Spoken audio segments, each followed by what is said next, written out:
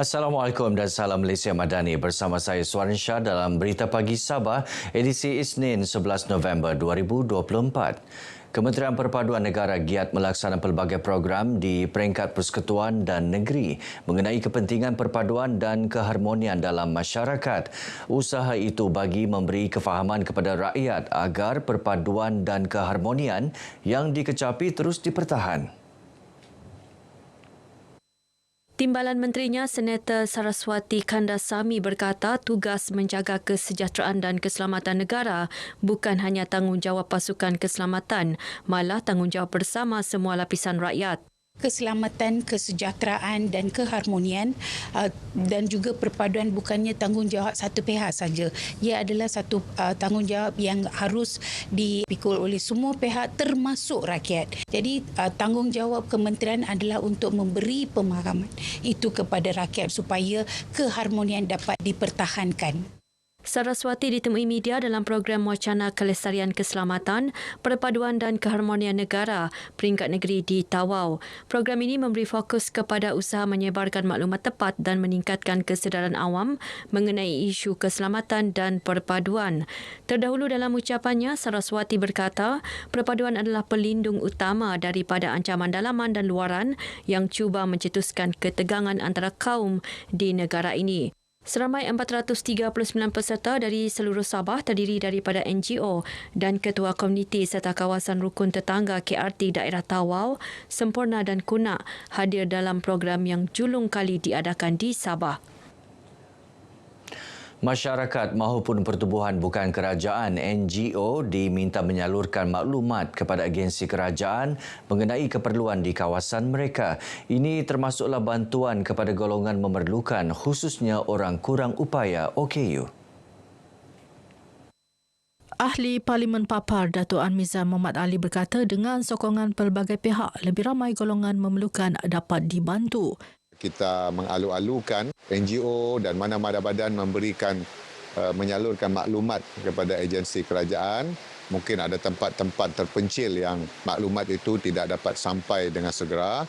Dan pada masa yang sama kita juga mengalu-alukan sumbangan daripada mana-mana pihak, sama ada kepada kami, wakil-wakil rakyat, kepada yayasan. Kalau di Sabah ni ada yayasan kebajikan dan juga Jabatan Kebajikan Masyarakat untuk kita membantu masyarakat kita yang memerlukan. Dato' Anmizan menyatakan demikian selepas menyantuni dan menyerahkan sumbangan kepada Rosna Pius di Kampung Kaiduan Papar. Rosna yang merupakan OKU sejak dari lahir menerima sumbangan keseluruhan lebih RM10,000. Ia melibatkan sumbangan kaki palsu, tongkat, wang tunai dan keperluan asas daripada beberapa pihak, antaranya Jabatan Kebajikan Masyarakat JKM dan Yayasan Kebajikan Sabah yang dipengerusikan Ketua Menteri Datuk Seri Panglima Haji Jinor. JKM juga bersetuju menaikkan bantuan kebajikan bulanan beliau daripada RM215 kepada RM450. Sebelum ini, kisah Rosna yang berusia 33 tahun pernah tular di media sosial. Beliau memohon sumbangan wang tunai untuk menggantikan kaki palsu sedia ada yang sudah digunakannya sejak berusia 15 tahun. Saiz kaki palsu yang digunakan sejak tahun 2009 berkenaan sudah tidak sesuai selain usang dan berkarat. Lebih banyak peruntukan diharap dapat disalurkan kepada Kementerian Pembangunan Masyarakat dan Kesejahteraan Rakyat dalam Belanjawan Negeri Sabah 2025.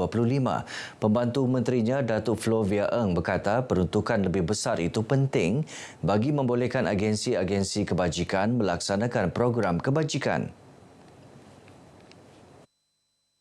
Dalam masa sama, membolehkan lebih banyak rakyat yang memerlukan dapat dibantu. Semua contoh dia jewah dan juga kebajikan, ya, agensi kebajikan ini mendapat tambahan peruntukan yang lebih besar daripada apa yang kita sedia ada, sebab memang kita tidak nafikan ramai masyarakat bukan sahaja di Duntuli tetapi di seluruh negeri yang memerlukan banyak bantuan kebajikan. Belanjawan Negeri Sabah 2025 akan dibentang di Dewan Undangan Negeri Dun Sabah pada 15 November ini. Menteri Kewangan Datuk Seri Panglima Ahmad Sidi Manjun dijangka membentangkan belanjawan tersebut pukul 3 petang. Hampir 50% pelajar lepasan SPM Sijil Pelajaran Malaysia di Sabah tidak mahu melanjutkan pelajaran akibat faktor luaran dan trend semasa. Pengarah Pendidikan Negeri Datuk Raisin Saidin berkata pendekatan menyeluruh perlu diambil bagi menangani isu keciciran pendidikan dalam kalangan pelajar di negeri ini. Usaha itu termasuklah mengambil kira aspek mental dan dalaman para pelajar. Aspek dalaman seperti kemahiran dan motivasi pelajar turut menjadi cabaran besar dalam menangani isu tersebut. Datuk Raisin berucap merasmikan program diskusi pendidikan Sabah 2024 di Putatan.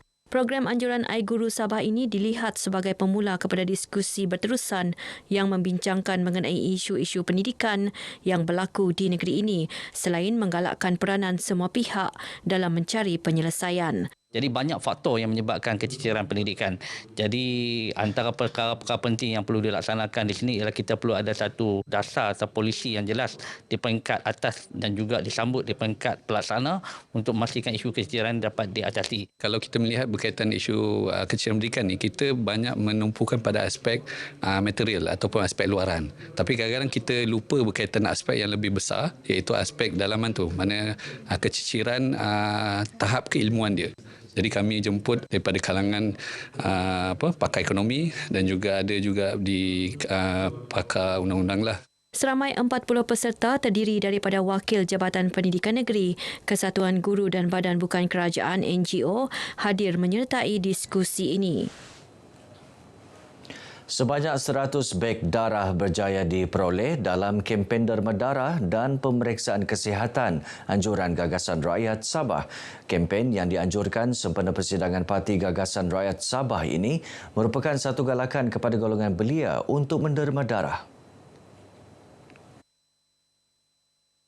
Pengurusi Biro Kesihatan Parti Gagasan Rakyat Dr. Davina Markus berkata pihaknya akan membuka ruang untuk bekerjasama dengan NGO untuk membantu golongan belia mendapatkan kesihatan yang sewajarnya.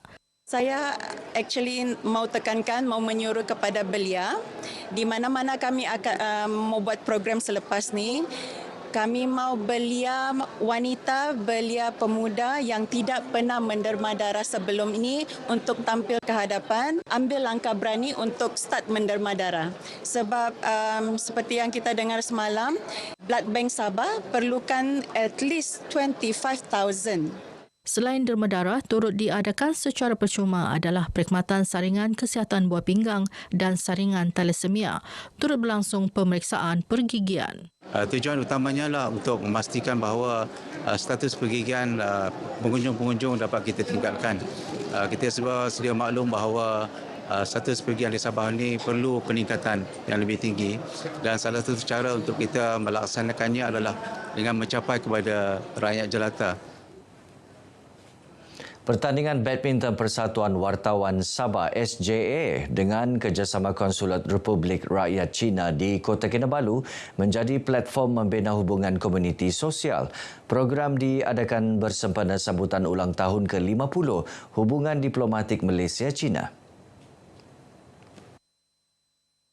The diplomatic relationship between China and Malaysia. So the Consulate General, we are so happy to join Sabah Journalists Association in organizing this event. I think Sabah is very good at this, at one kind of sport, either badminton, football or any other things. And then I think it's very helpful in building the community.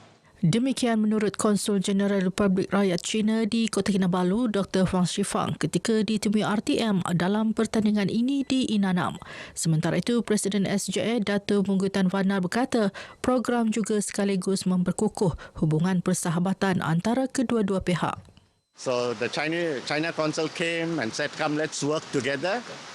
So they wanted to play a game, so we chose badminton and we seem to have got a good support. And this way we become closer and build a friendship with the consulate as well, the Kota Kinabalu, who has been very actively involved with us. Seramai 34 peserta terdiri daripada pengamal media menyertai pertandingan ini yang diadakan dalam suasana mesra dan penuh semangat kesukanan. Baik saudara, sekian paparan Berita Pagi Sabah kali ini. Menyusul selepas ini Berita Pagi Sarawak. Dari sungai hingga segara, Palestin pasti merdeka.